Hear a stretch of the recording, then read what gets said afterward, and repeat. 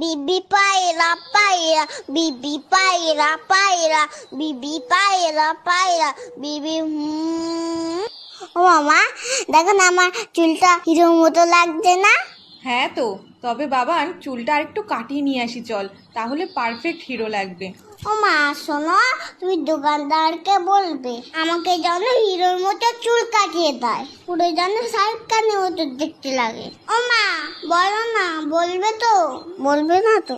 উফ, চুপ কেন করে রয়েছো, কথা কেন বলছো না? হ্যাঁ হ্যাঁ রে বাবা, দোকানদারকে বলবো তোকে শাহরুখ খানের মতনই চুল কাটিয়ে দেবে। ওকে।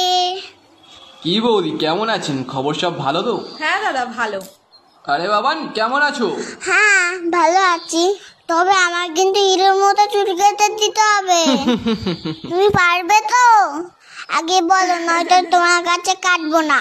সব রকম কাটতে পারি আমি, তুমি এখানে এসে বসো। আমাকে একটু উঁচু করে দাও, আমি তো মুখটাই দেখতে পাচ্ছি না। হ্যাঁ তাই তো, তুমি নামো, আমি উঁচু করে দিচ্ছি। দেখো আমার জন্য সব চুল কেটে দিও না। আহ বাবা নড়ো না, কান টান কেটে যাবে কিন্তু। ও দাদা, একেবারে মুড়ো করে কেটে দেবেন। হ্যাঁ হ্যাঁ, বুঝেছি বুঝেছি। আমার চুলগুলো কোথায় গেল?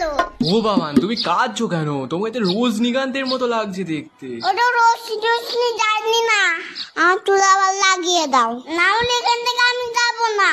বাবান ওরকম করে না, নেমে এসো বলছি। আমার দেখো আমাকে টাক করে দিচ্ছে, তুমি আঙ্কেলকে বকো, ভুগবে না। শোন, টাক হয়েছিস তো কি হয়েছে, ও আবার দুদিনে চুল গজিয়ে যাবে, তাছাড়া তো তোর হিরোর মতনই লাগছে। ঠিক আছে ঠিক আছে, টাক যখন হয়ে গেছি তাহলে চকলেট দাও। এই তো বাবান, ভালো ছেলে, বাহ বাহ।